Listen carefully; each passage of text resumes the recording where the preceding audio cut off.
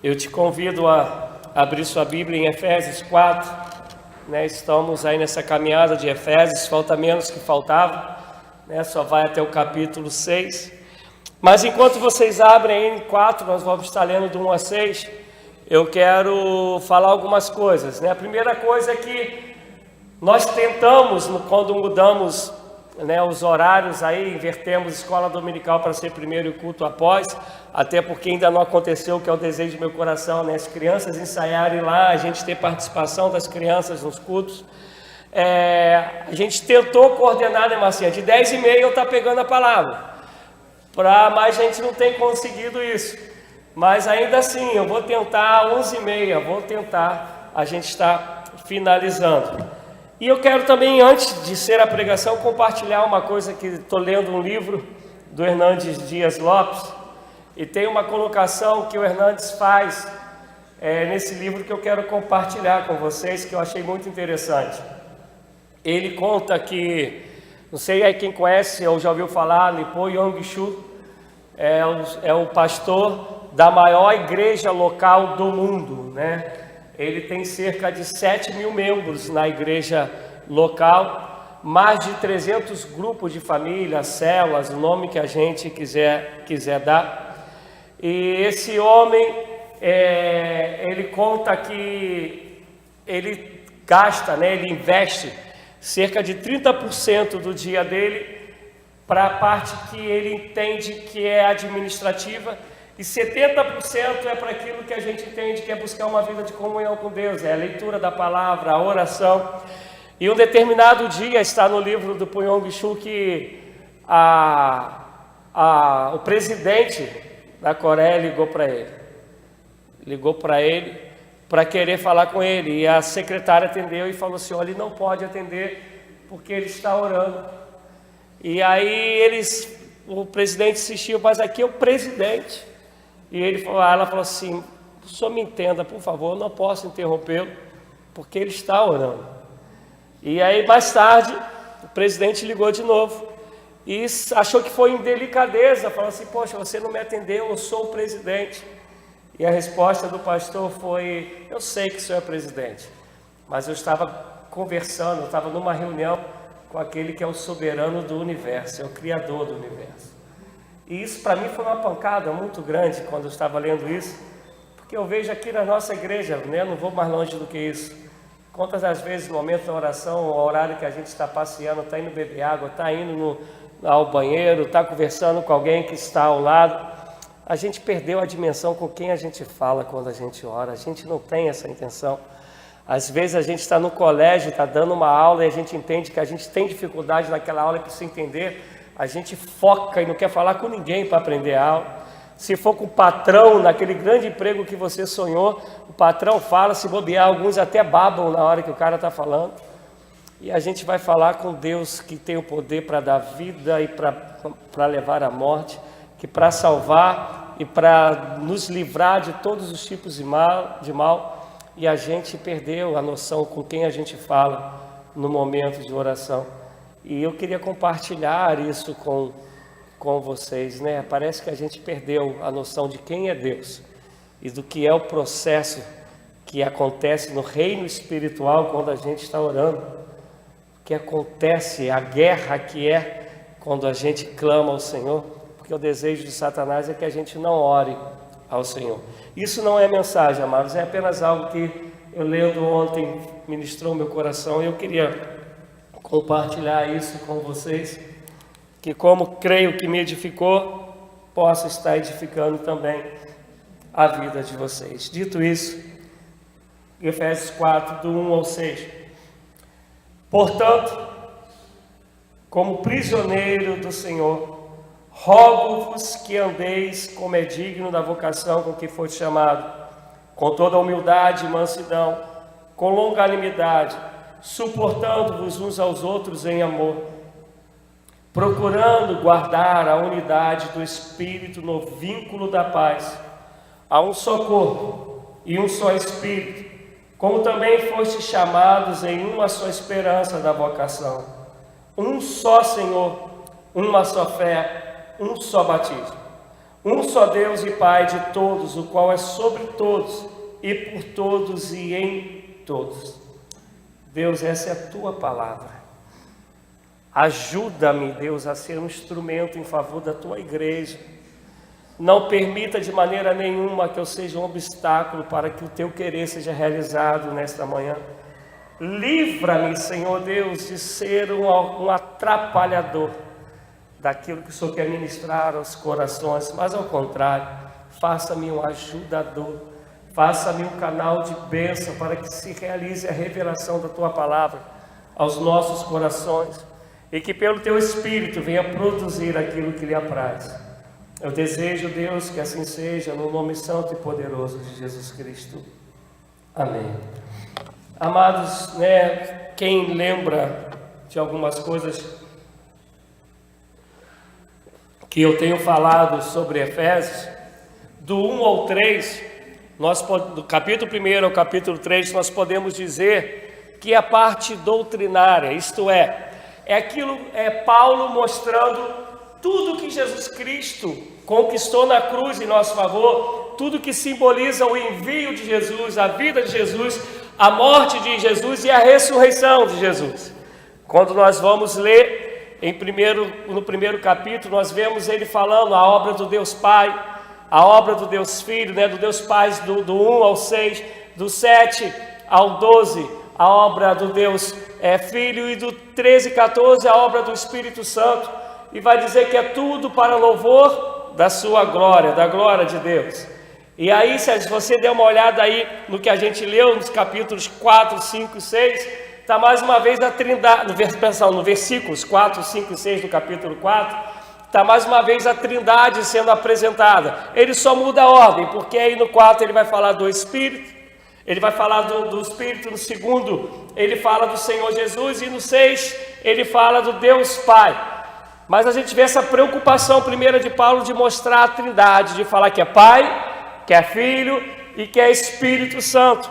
Grave isso, porque mais à frente eu vou tentar fazer de maneira rápida uma diferenciação naquilo que é heresia e daquilo que talvez a gente possa chamar de equívoco, um pequeno erro, um deslize, porque minha intenção é falar hoje sobre aquilo que Paulo fala, e ele vai falar a partir do versículo 4, que é aquele papel que compete a nós. Do 1 ao 3 ele está falando do que Deus é e do que Deus faz. Do 4 em diante ele vai falar, sabendo que Deus é, que Deus faz, o que Jesus conquistou para vocês.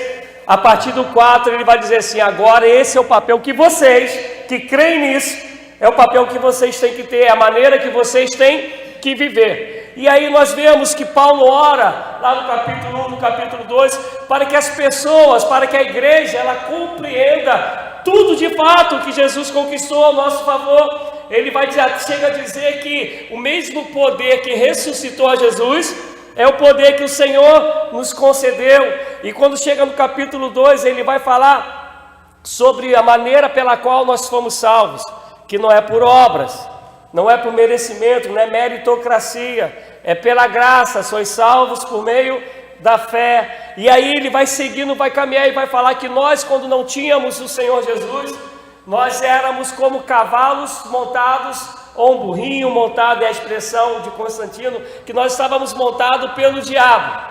E uma vez em Cristo, agora nós estamos montados pelo Senhor Jesus. Montado é apenas uma expressão, é um simbolismo para dizer, ou nós somos guiados e reinados pelo nosso adversário, ou nós somos guiados pelo Espírito Santo de Deus. Não tem meio termo, ou você agrada um, ou você agrada outro, ou você está sob o domínio de um, ou você está sob o domínio de outro. E aí Paulo torna a orar para dizer que essa revelação, uma vez mais, ela aconteça sobre nós, ela nos seja dada. E aí Paulo vai dizer que em Cristo Jesus todos têm direito à salvação, não é mais somente os judeus, agora é grego, é romano, é quem é que seja, todo povo em qualquer lugar tem direito à salvação, que Deus chamou todos os povos para nele serem um só povo. É o que Paulo vai falar, vai dizer no capítulo 2 e o capítulo 3. E aí quando chega no capítulo 4 ele fala, pronto, vocês tendo entendido tudo que Deus conquistou na cruz, quem vocês são em Cristo Jesus, o poder que nos foi otorgado, a autoridade do Espírito que está sobre vocês, e ele vai dizer tudo isso, ele vai falar, pronto, isso é o que Deus conquistou. Agora, ele vai falar sobre qual é o nosso papel, sabendo que Deus nos deu todas essas coisas. E aí, a gente vê essa expressão que ele começa, portanto, como prisioneiro do Senhor, rogo-vos que andeis como é digno da vocação com que foste chamado. Primeira coisa que eu quero destacar é que Paulo, ele está preso. Lembram disso que eu falei? Ele está preso mesmo, está no cárcere. Mas a prisão que ele relata aqui não tem a ver com a prisão física, a prisão do cárcere. Ele está dizendo que, como alguém que é livre em Jesus, ele se sente prisioneiro do Senhor. O que ele está dizendo? Não tem mais como eu viver que não seja pelo Senhor. Não tem mais como eu viver que não seja para o Senhor. Não tem mais como eu viver que não seja segundo as ordens, os ensinamentos, as instruções do Senhor. Não há vida fora de Cristo. Por isso eu sou prisioneiro dele. Onde ele for eu vou, para onde ele me enviar eu irei, o que ele mandar eu obedecerei, o que ele quiser eu cumprirei, porque eu sou prisioneiro dele. E aí ele usa essa expressão que eu acho fantástica, rogo-vos. E rogar significa implorar. Rogar significa solicitar, instar, clamar. Isso no nosso dicionário, se a gente entra no grego, vai dizer que é aquilo que vem das suas entranhas, que vem de dentro de você. E aí, se você abrir sua Bíblia ainda em João 17, salvo engano, se minha mente não falhar, no versos 20 a 21, está Jesus falando sobre a oração dele. A oração de Jesus vai dizer uma vez mais assim, rogo-vos, está Jesus dizendo, da alma, eu solicito, eu insto, eu imploro, eu clamo, Jesus orando, para que todos que são de Jesus sejam um, como ele é um com o Pai. Conseguiram gravar isso? Jesus orou, dizendo uma vez mais, rogo-vos, clamo, insto, solicito, imploro, vem de dentro da minha alma, está Jesus orando, Jesus, para que como ele e o Pai eram um, nós sejamos uns também, para que sejamos um também, para que outros nos vendo glorifiquem a Deus e saibam que nós somos do Senhor. Isso foi Jesus quem disse.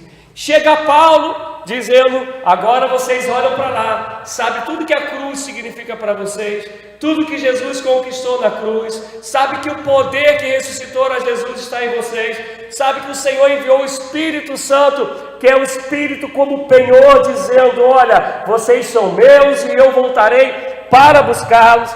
Vocês sabendo que Deus não faz acepção, que o Espírito é para todos, é sobre todos, entendendo isso, aí vem Paulo uma vez mais e diz, rogo de novo. E para quê? Pelo que ele está rogando? O qual é esse clamor de Paulo? Que andeis como é digno da vocação com que fostes chamado. A gente tem aqui Fabinho e João, que são militares, né? Eu acho que dos que estão aqui, só nós três, né? Que já passamos, não sei se o Alex, acho que não. Alex, chegou a ser militar? Não, né? E o interessante é que quem foi ou é militar, sabe que se você é de fato, você tem que andar como tal.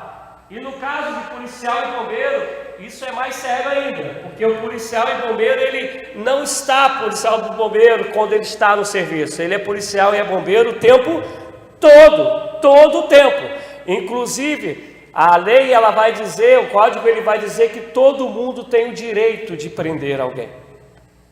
O policial, ele tem o dever Quer dizer, não é uma opção dele. Por isso que alguns doidões aí vão na televisão dizer: pô, o cara está de folga, para que ele se meteu nisso? Não. Se ele não faz, a lei, já ia falar a nossa lei, a lei diz que é prevaricação. E ele vai responder pelaquilo que ele devia fazer e acabou não fazendo. O cara, quando é militar, o comportamento dele, se espera isso, que todo o tempo ele caminhe, ele viva, ele haja como um militar que ele é. E não é diferente do que está sendo dito aqui. Paulo está dizendo: vocês foram chamados para viver de uma determinada maneira. Vocês foram chamados para isso. Talvez, né, no militarismo a gente vê na nossa cabeça, né, lá o corte principalmente do Fabinho, né? Me faz lembrar muito quando eu era naval. O cara botava a mão aqui e falava assim: isso aqui é teu, isso aqui é nosso. Tum, passava a máquina em volta, né? Pensa no corte de cabelo, a barba feitinha, a roupa impecável. É o que vem muitas das vezes na nossa cabeça. Porque isso é aquilo que a gente espera de alguém que é militar. Paulo está falando: se você é cristão, se de fato toda essa revelação agora está em você, se você compreende quem é Jesus, o que ele conquistou, você tem que andar como um verdadeiro cristão. Você tem que viver como um verdadeiro cristão. As pessoas têm que olhar para você e te identificar como um cristão que você é, que herdou tudo isso que Jesus Cristo conquistou na cruz. E aí ele vai falar assim: olha, como é digno da vocação com que fostes chamado. Paulo para mim, gente, é um dos maiores escritores que eu conheço, e tendo escrito na época que ele escreveu, que cada palavra dele tem um cuidado e uma importância tremenda. Ele usa a palavra digno, e a gente conhece muito a palavra dignidade, né? A gente fala assim: poxa, aquela pessoa de uma dignidade tremenda. O que a gente está falando? Que é uma pessoa honrada, normalmente, não é assim? É uma pessoa de confiabilidade, é uma pessoa que você pode talvez colocar a mão na palmatória, que você sabe que não vai te decepcionar. E Paulo está dizendo: é digno que um cristão viva dessa maneira, é digno que uma cristã viva dessa maneira. Mas que maneira é? E ele vai falar, versículo 2: com toda humildade. Você é cristão? Você é cristã? Entendeu e recebeu tudo que Deus conquistou em Cristo Jesus, que foi dito do capítulo 1, capítulo 3? Agora a tua parte é viver com toda humildade e mansidão. Meu Deus, essa palavra mansidão, eu fico olhando como é difícil isso acontecer. Me perdoa, gente, mas eu falo isso pelo que tudo que eu já vivi e vivo no Evangelho. Como é difícil isso ser vivido para o povo crente. Escuta o que eu vou falar. Eu conheço um montão de não cristão que consegue ser mais manso do que um monte de crente que eu conheço. Parece que o pavio do crente hoje em dia é menor. Por isso que eu não estou falando a palavra cristão, estou falando do crente. Que o cristão, ele tem que ser manso. Quando a Bíblia vai falar, a partir de lá em Gálatas, a partir do capítulo 5, a partir do versículo 22, vai falar que um dos gomos do fruto do Espírito é mansidão. Paulo está falando aqui humildade, e aqui, por favor, não entenda a humildade, que é você se vestir de maneira simples. Tem um montão de gente que se veste de maneira simples e arrogante, soberbo, prepotente pra caramba dessa. Também não confunda a humildade com pobreza. Não tem uma coisa a ver com a outra. Humildade é esse reconhecimento que todos são iguais diante de mim, que eu sou um como o outro, né? Às vezes com mazelas diferentes, com virtudes diferentes, mas todos falhamos, todos necessitamos de compreensão, todos necessitamos da graça do Senhor e vivemos por misericórdia e compaixão de Deus. Isso é humildade, mas ele coloca junto humildade e, é um adicional, e mansidão. Gente, por que a gente é tão arrogante? Por que a gente é tão ignorante? Por que a gente é tão estúpido? Por que a gente é tão grosso? Eu louvo a Deus, isso eu falo assim, com muita alegria. De todas as reuniões que nós já tivemos aqui da clã, nunca saímos daqui discutindo. Eu não sei se acontece depois por trás, mas na reunião nunca aconteceu. Mas quem é aí antigo de igreja metodista, sabe que reunião de clã, que concílio de igreja metodista, meu Deus, o que aparece de gente de ferradura nova não está no gibi. Todo mundo é o dono da verdade, e por se achar o dono da verdade, o outro é o pior do mundo, a ideia do outro é a pior do mundo, e para prevalecer a verdade de cada um, ele acha que ele tem que ser ignorante com o outro, ele tem que maltratar o outro, ele tem que machucar o outro. E isso a gente faz aqui dentro e faz muitas das vezes lá fora. Meu pai, quem aqui já não teve ou tem, ou é um vizinho cristão que o povo se bobear não quer dar nem bom dia? E ainda fala assim, pô, e é crente. Eu comentava com o João, a gente foi levar o pula-pula da minha sobrinha, e aí a gente passou em frente à igreja metodista do Damasco, onde eu me converti, onde são meus sogros, e eles têm um vizinho, uma família de vizinho que é de uma determinada igreja cristã, bem conhecida, e como eles arrumavam confusão com a igreja, porque colocavam o carro em frente ao portão deles. Não estou dizendo aqui na entrada da garagem não, no portão. De vez em quando eles estavam lá reclamando. Os dias de culto são praticamente os mesmos. Quando dava 9h20, 9h30, eles estavam reclamando do barulho. Estou falando de cristãos, não estou falando de não cristãos não. Iam lá para poder reclamar e sempre de maneira áspera, sempre como dono da verdade. E Paulo está dizendo, gente, se você entende quem você é, quem Jesus é para você, o que Jesus te deu, o que Jesus fez por você, se você entende isso, e isso te foi absorvido por você, ele está dizendo, você tem que andar como foste chamado, que isso é digno, e como tu tens que viver de maneira humilde e mansa. A palavra mansa apazigua o furor, e a palavra dura suscita a ira, é o que está em Provérbios. E Tiago chega a dizer que nós temos que aprender a dominar a nossa língua. Meu Deus, quem aqui, por favor, igual como se fosse escola mesmo, quem aqui gosta de receber uma palavra doce? Uma palavra de elogio? Quem gosta? Quem gosta de receber uma palavra dura, que te menospreza, que te machuca, que te bota para baixo? Meu Deus, aí a Bíblia vai dizer que o Senhor Jesus disse, da mesma maneira com que tu queres ser tratado, tu trate o seu próximo.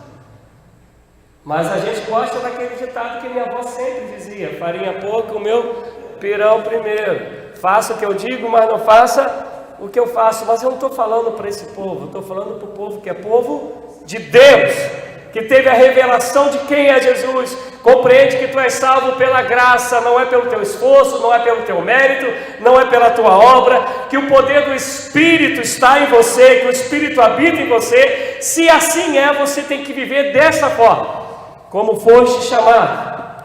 E aí ele continua, com longanimidade. Algumas vezes aqui na igreja, principalmente no estudo de texto, eu falei sobre isso, longanimidade, é longo ânimo, isto é, você nunca desiste do outro, você não desiste de amar, você não desiste de buscar entender, você não desiste de ajudar, você não desiste de orar pelo outro, você é longânimo, isso vai sempre sendo estendido, vai se tornando algo sempre que vai sendo protelado. O que vai sendo protelado? O teu amor, a tua misericórdia, a tua graça, o desejo de ser bênção na vida do outro. Aí a gente fala assim, caraca, essas coisas aí não são muito mole não, hein? Mas aí eu vou te dizer que sabe quem vai conquistar isso? Sabe quem melhor dizendo, quem vai te ajudar a conquistar isso?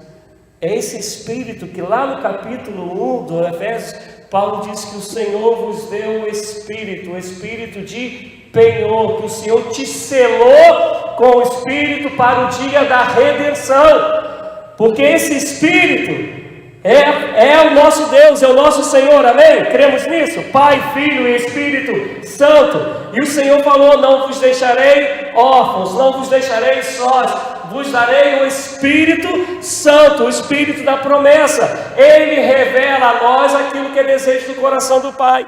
Porque viver isso aqui é conseguir alcançar aquilo ali, maturidade. Viver isso é de fato ser representante do Senhor Jesus nessa terra. Amados, eu vou repetir aqui o que eu falo sempre. Gente, como eu creio nos dons. Inclusive, anteontem eu escrevi um texto a pedido. Eu escrevi um textozinho sobre os dons espirituais e divulguei aí no nosso zap do grupo, da clã, da igreja. Creio muito nos dons. Mas quando você vai acabar de ler lá os dons, vai dizer que o que vai permanecer, tudo que vai permanecer é o amor. E para amar, não é esse amor carnal, não é esse amor físico. O que Paulo está falando é esse amor que é revelado pelo Espírito Santo. É o amor que vem de Deus. E esse amor que habita em nós, amém? Habita em nós? O que nós precisamos é aprender a desenvolvê-los. Vou abrir um parênteses aqui. Por que esse amor habita em nós? Porque em nós habita o Espírito. O Espírito diz para nós, testifica conosco, com o nosso Espírito, que somos filhos de Deus.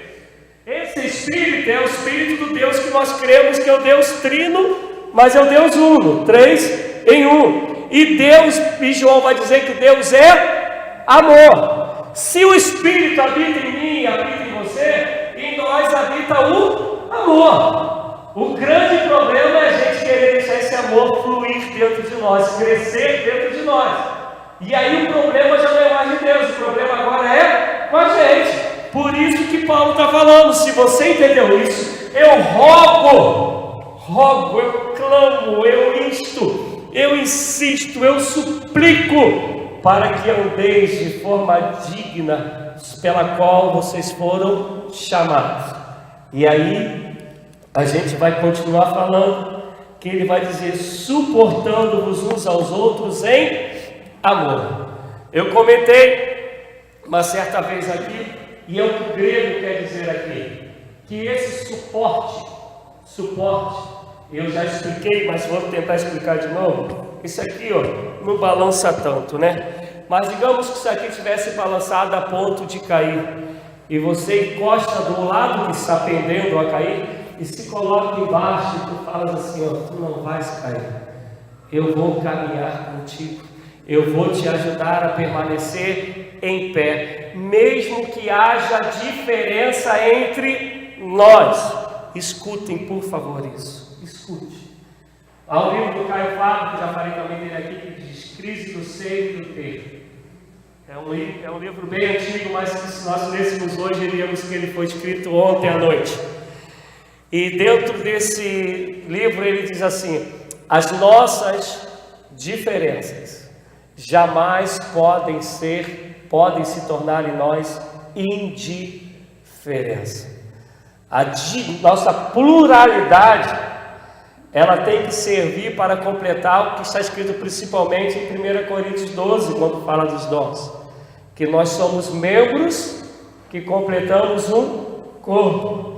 E aí Paulo lá vai dizer: se todo mundo fosse orelha, onde estaria o nariz?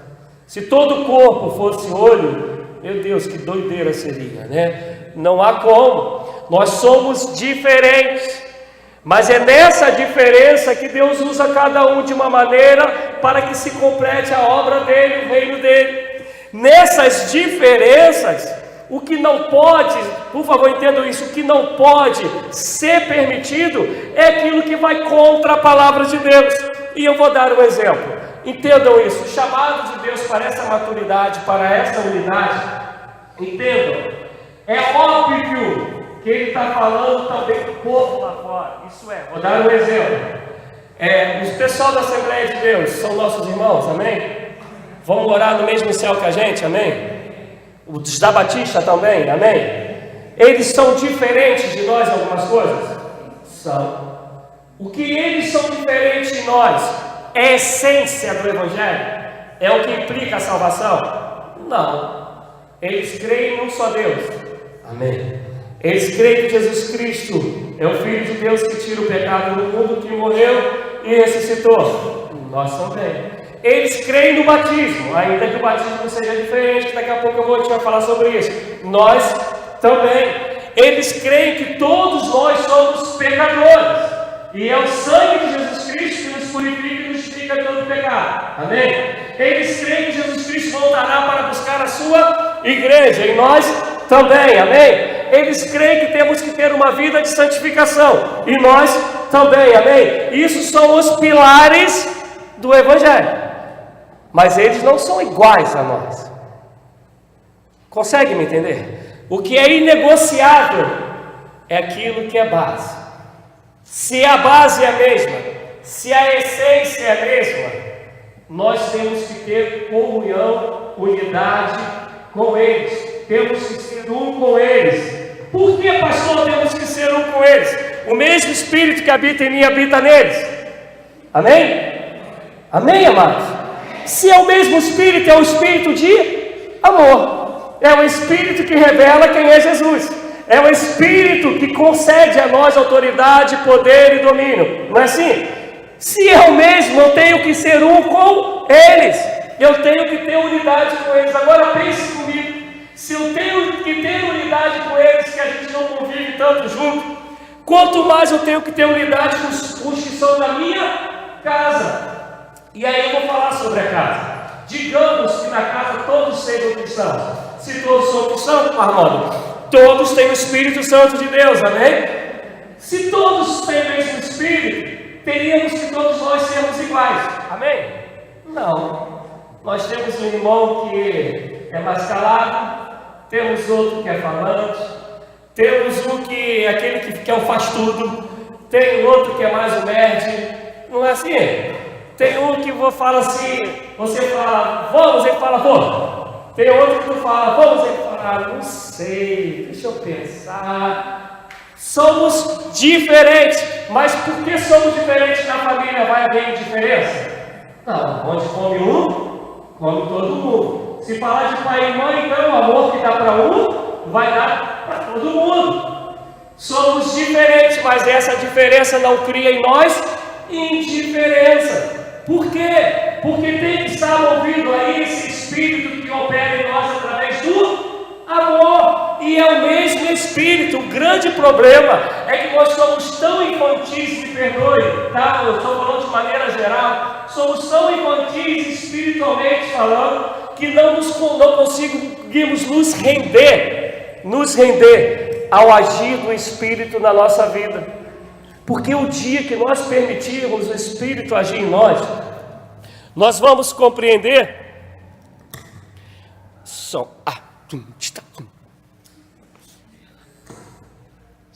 Nós vamos compreender, o dia que permitirmos que o Espírito haja em nós vamos compreender que não há outra vida melhor para se viver que não seja a vida da unidade que é gerada pelo amor.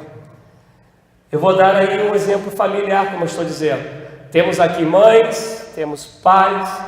Mães e pais, vocês ficam satisfeitos quando os filhos brigam? Mas vocês se alegram quando está harmonia e unidade, não é? Quando eu fico olhando lá em casa, eu vou tirar uma foto qualquer dia desse, vou botar no grupo, vocês verem Rebeca e Tiago dormindo. Não, gente, não é pilha não, eles vão contra a física. Eles conseguem se grudar tanto dormindo, que fica quem aqui, né, dorme agarrado com o outro, sabe, não tem como você dormir um com a cara com o outro, porque a respiração do um fica... Eles conseguem fazer isso, eles conseguem dormir assim, ó, com a cara um no outro, um pé para lá, outro pé para cá. E aí a gente que é pai e mãe, né, passa e fica babando e fala assim, caraca, que legal, ainda que a física não explique direito como que eles fazem esse treco. Mas que legal que é. Por exemplo, eu vou dormir com minha esposa. Tem hora que eu canso, né? A gente está agarradinho, tem hora que não dá, tem que mudar de lado. Eles não, você pode ir lá qualquer hora, eles estão um dentro do outro. Não sei como é que consegue esse negócio, mas como pai a gente fala, caraca, que coisa linda. Mas quando eles brigam, a vontade é de você pegar a cabeça dos dois e botar de novo igual eles dormem. Ó, só fica assim agora, né? Porque ninguém se alegra com a divisão.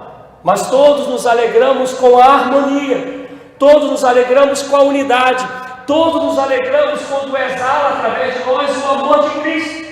Só que tu acha que Deus quer fazer isso acontecer ou não? Amém? Deus quer fazer acontecer, sim ou não? Sim. Se Deus não faz, a culpa é de quem? É minha e tua.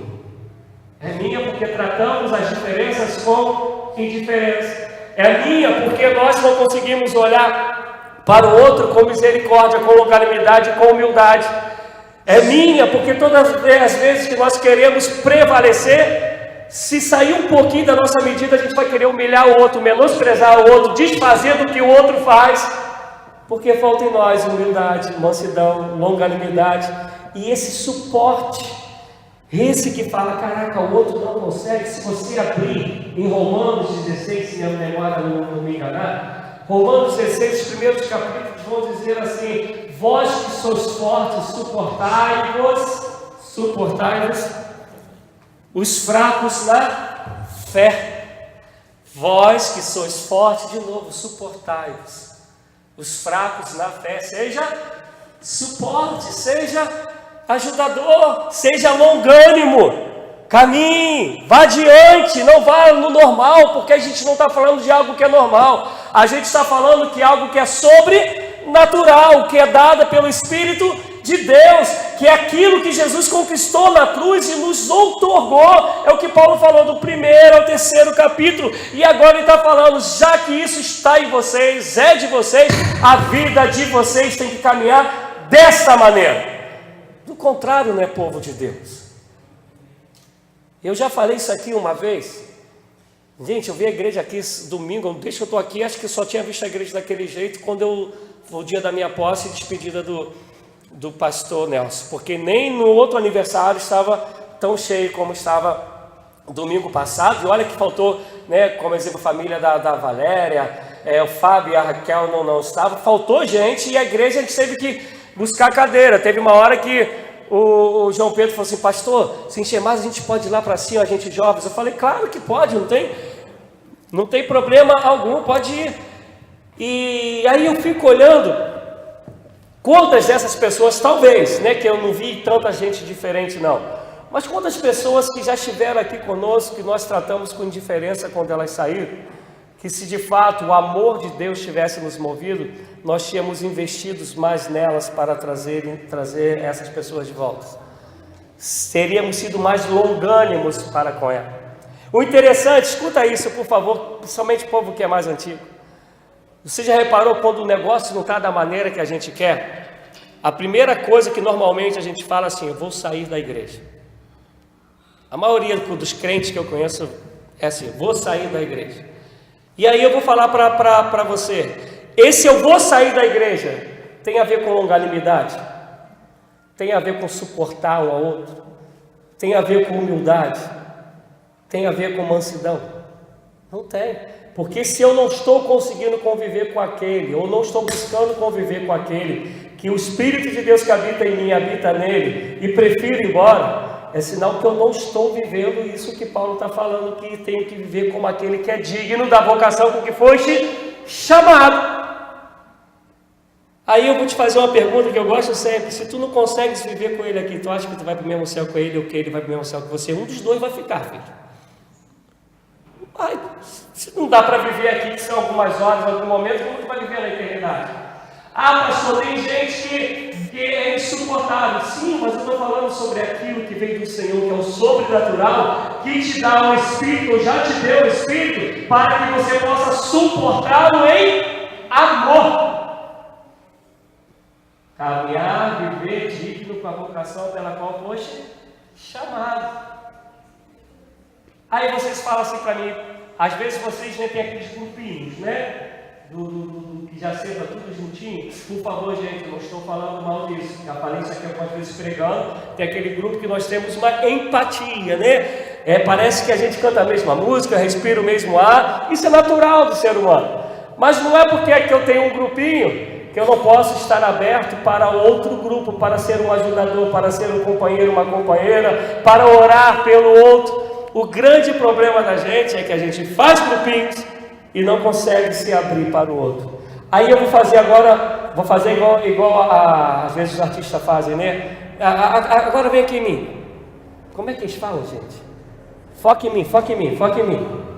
Agora imagina pastor fazendo grupinho, ainda que tenha gente, algumas pessoas aqui que pensem que eu faço grupinho. Imagina pastor fazendo grupinho. Como é que fica a igreja? E se o pastor busca, e às vezes consegue, amar a todos, abraçar a todos? Tem alguém aqui na igreja que um dia eu já não abracei e beijei? Não tem.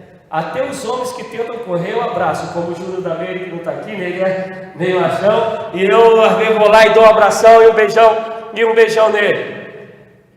Agora imagina, se eu busco em Deus essa graça de viver assim, por que vocês não podem? Porque quando eu digo vocês, por favor, não estou apontando em ninguém, eu estou falando igreja do Senhor. Por que não pode? Porque o senhor é pastor e... Na minha Bíblia não diz, os pastores alcançarão, aleluia. Mas olha aí, a membresia não está escrito. Está dizendo que se nós conquistamos tudo isso que está no capítulo 1 ao 3, todos nós temos que viver com a vocação que fomos chamados. Que isso é algo digno. E dentro disso está a mansidão, humildade, longanimidade, e suportar um ao outro, suportar de qualquer jeito. Eu vou aturar. Não é o teu emprego que a gente está falando, que você atura pensando no salário. A gente está falando aqui suportar em amor. Pastor, isso é difícil? Claro que é, porque isso é sobrenatural. Isso foi dado pelo Espírito Santo de Deus.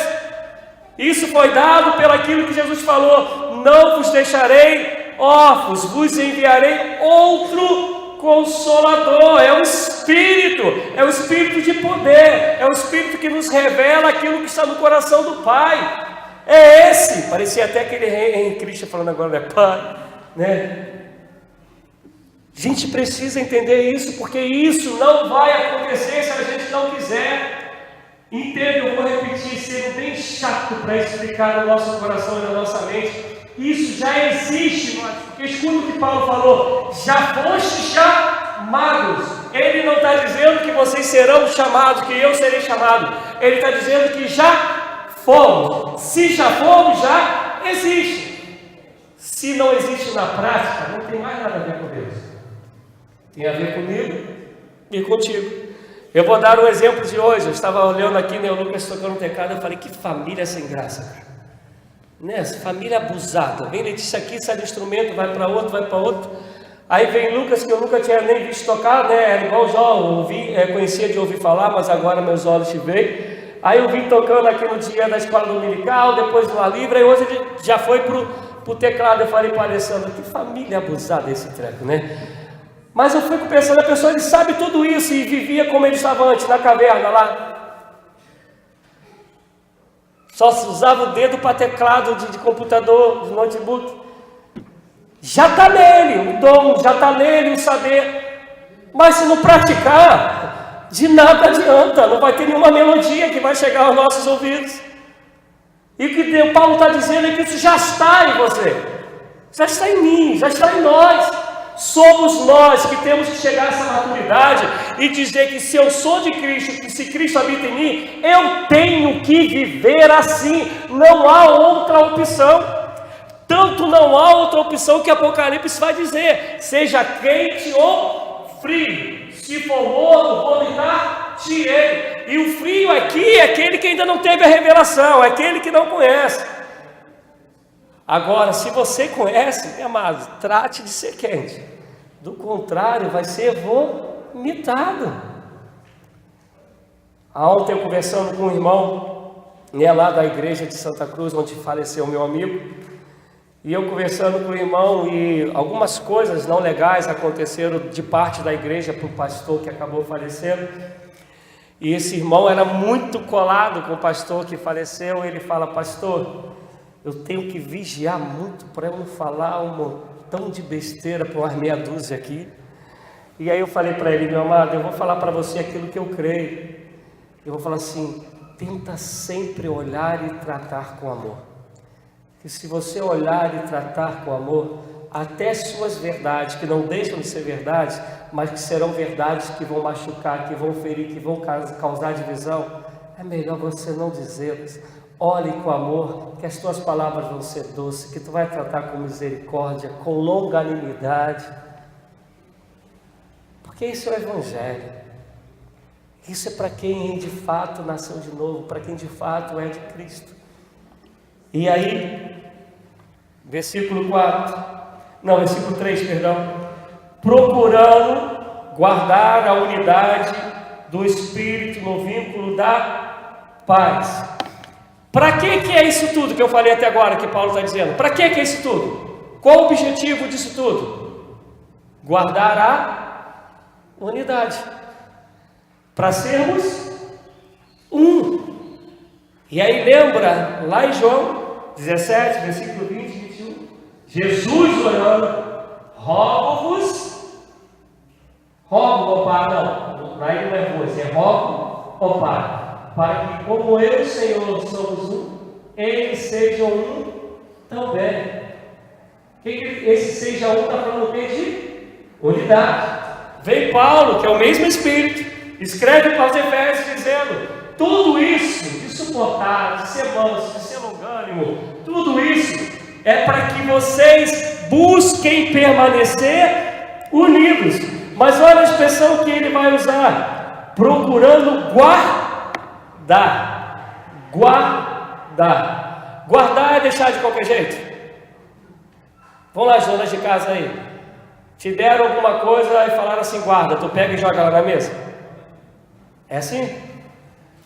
O que é guardar? É algo que você vai deixar com cuidado, né? Você vai deixar, dependendo do que for, tu vai deixar até protegido, né? Lá em casa, né, depois ela vai querer me bater. É um perigo quando minha esposa guarda as coisas, né? Que ela guarda tão bem que nem ela sabe onde está. Peraí que eu vou procurar, né? Mas guardar não é aquilo que deixa guardado, é aquilo que você protege, é aquilo que você cuida, é aquilo que você valoriza. E Paulo está falando, guarde isso, valoriza, não perca isso, não trate de qualquer maneira, não seja descuidado, trate isso com diligência, guarda isso. Guardar o quê? A unidade. E aí ele usa uma palavra que eu acho muito interessante, ele fala pelo vínculo. Pelo vínculo. Quem me ajuda? O que é vínculo? Aquilo que une. Vamos dar o exemplo do grampeador, né? Você pega as folhas, que seja, tu pega o grampeador e o que aconteceu ali? Há um vínculo entre as folhas. E eu quero crer que se você grampeou, você não quer que você esteja solto. Você grampeou para permanecer junto, para permanecer guardado. E qual é esse vínculo que Paulo fala? Antes ele falou de amor. Agora ele está falando sobre o vínculo da paz. Gente, às vezes assim é complicado para a gente compreender isso, mas entenda. Se há unidade, não estou falando, voltando aqui, não estou falando que todo mundo concorda com tudo. Não somos iguais, somos diversos. Todavia, a diversidade ela não pode ser motivo das nossas indiferenças. Ao contrário, a diversidade ela tem que servir para sermos melhores.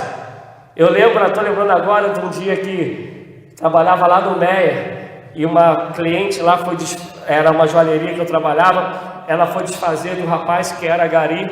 E aí um garoto que trabalhava comigo, ele falou assim para a cliente, falou assim, tá bom senhora, só está desfazendo dele, manda ele ficar uma semana sem passar aqui na rua, porque eu quero ver como que vai ficar a casa da senhora. E quem já sofreu aí greve de Colômbia sabe o bacana que é esse negócio, né? Como fica bacana. E o que ele está falando aqui? Todos nós temos uma utilidade, temos um porquê de existir, é um propósito de Deus. Esse vínculo, ele tem que ser através da paz. Vou melhorar o que eu quero dizer. Está ali Cleusa e Duvalina, quase Batman e Rob, quase Silas e Tiabe e Dalit, né? Aí vou dizer, se elas estão em harmonia, elas estão estabelecendo a paz. E aí a gente fala assim, mas pastor, há momentos que é difícil ter paz. E aí eu não consigo não falar de Jesus. Jesus falou: eu vos dou a paz, eu vos deixo a paz. Aí como ele completa? É uma paz natural? Ele diz: não vou a dor como a que o mundo dá. O que a gente está falando aqui é algo que vem do Espírito, é algo sobrenatural, que já está em nós, mas precisa aparecer em nós. E como isso vai aparecer, pastor? Primeiro eu tenho que querer. Segundo, eu tenho que buscar. Como se busca? Se busca através da oração, se busca através da leitura da palavra, se busca através do jejum. Mas antes da palavra, antes do jejum, antes da oração, eu tenho que querer. Porque a gente sofre de um grande problema. O nosso problema nunca é começar algo. Pode reparar, na maioria das vezes não é começar. O nosso problema é permanecer. Eu vou dar assim um exemplo bobo. A gente começa a oração. E aí, no primeiro dia, um exemplo, tá? Tem 15. A gente fica feliz. Passam 2 semanas, tem 4. Qual é o primeiro pensamento? Ah, não é de Deus não, ninguém valoriza, ninguém vem, vamos acabar com isso. Vou dar um exemplo da igreja local. Comecei o estudo aqui às terças-feiras. Primeiros, sei lá, talvez primeiros 2 meses, vinha um número considerável de gente. E aí, no final, às vezes tinha dia aqui que a gente tinha 8 pessoas só. Inclusive, a partir da primeira terça-feira de agosto, eu vou começar um curso de formação de liderança. Primeiro ano aqui, eu falei sobre o caráter de Cristo, falando discipulado. O próximo agora eu vou falar sobre formação para formar lideranças. Mas algumas vezes eu cheguei aqui na frente e falei: gente, o que vocês acham da gente parar? Eu falei de parar com o estudo. E as pessoas que vêm sempre falaram: não, pastor, ainda que tenha só a gente, vamos permanecer. O grande problema da gente muitas das vezes não é começar, é a gente perseverar, é a gente permanecer.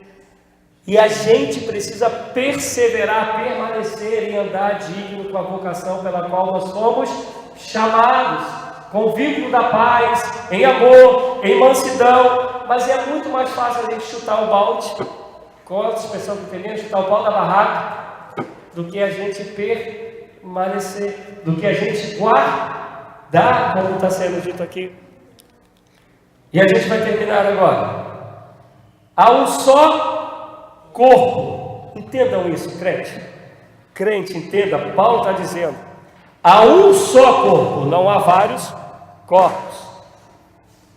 Como também há um só Espírito. Se é um só Espírito, não dá para viver desunido, não dá para viver na infantilidade, não dá para viver na arrogância, não dá para viver na prepotência, não dá para viver no ódio, no rancor, na mágoa, não dá, porque esse Espírito é Espírito de amor.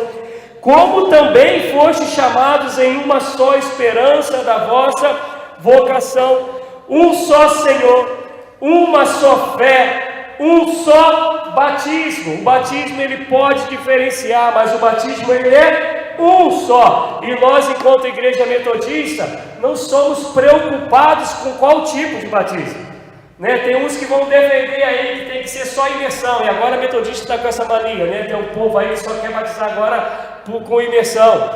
E aí a gente fala assim: como Pedro se converte mais de 3.000 cabeças, ele batizou todo mundo com imersão. Eu acho que ele levou todo mundo para o jardim, para o Oceano Pacífico, e lançou todo mundo lá e falou: agora vem, os que sabem nadar vão mais para longe, que não sabem ficar mais pertinho. Com certeza não foi imersão. Mas a gente não está preocupado. Lá quando Filipe está conversando com o centurião, com o eunuco, ele fala assim: tem água e tem fé, o que precisa para ser batizado? Mais nada. Já está batizado. A gente não está preocupado com que tipo de batismo, mas sim aquilo que a gente não abre mão. Em nome do Pai, do Filho e do Espírito Santo. Há um só batismo. Um só Deus e Pai de todos, o qual é sobre todos. E não é só sobre, Ele é por todos. E Ele vive em todos. Meu Deus, se Ele é por todos, sobre, vive em Eu te pergunto, tem como esse Deus que é por sobre ele querer que a gente não viva unido? Não tem.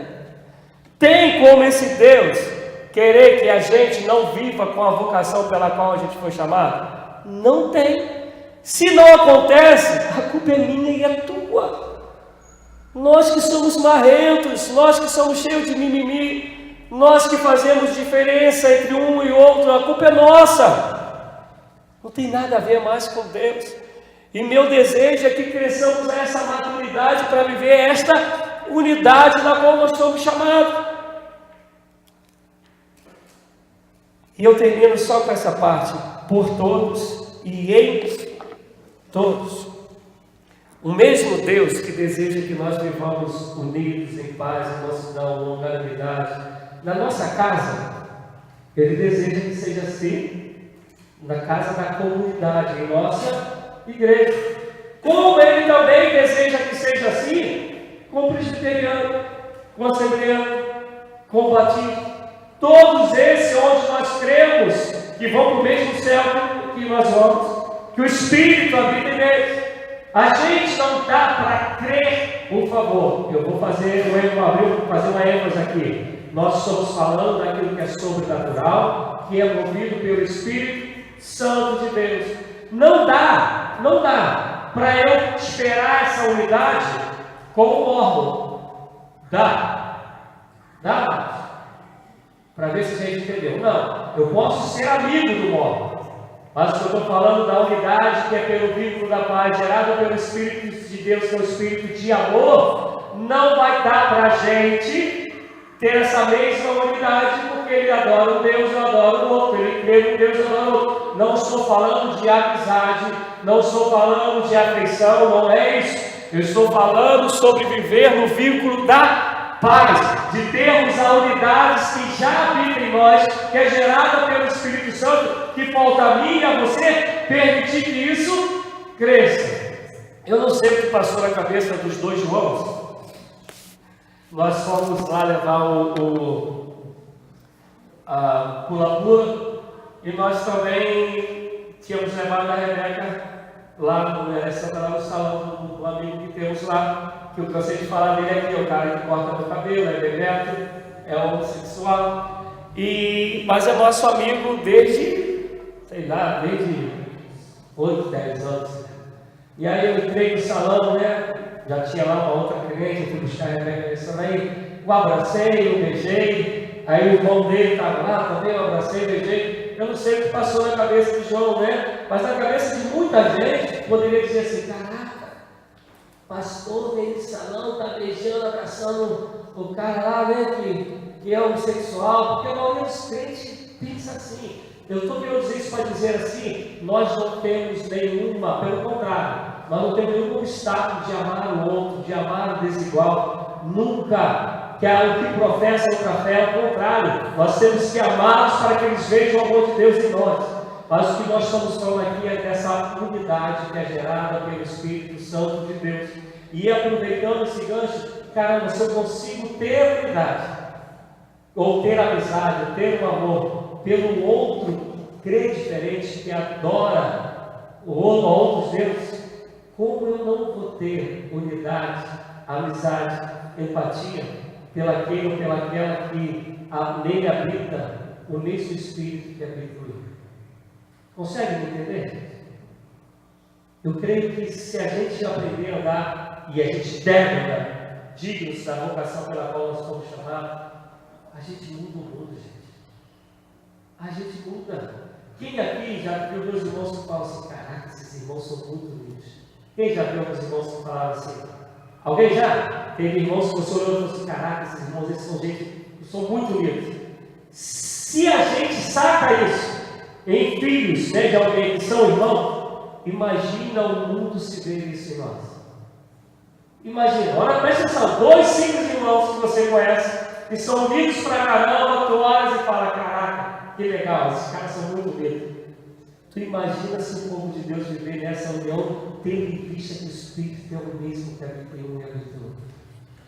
Que é um vínculo que a gente tem que guardar, tem que ser diligente, tem que se esforçar para isso. Te pergunto, será que não vão olhar para a gente e dizer a mesma coisa? Sim ou não? Não depende de Deus? Não. Depende de nós. Porque já fomos chamados. O Espírito já foi dado. Se Deus der graça, a gente mais para frente vai continuar até acabar Efésios, que só Deus sabe quando a gente vai acabar. Mas o meu desejo é, se você entendeu essa palavra e se enquadra talvez em algumas dificuldades do que foi dito aqui, do que foi pregado, e deseja mudar a vida, mudar a maneira de tratar o outro, mudar a maneira de ver o Evangelho, a maneira de ser cristão, eu quero te convidar a ficar em pé em nome do Senhor Jesus, mesmo no seu canto, e eu quero estar orando por você, mesmo onde você está.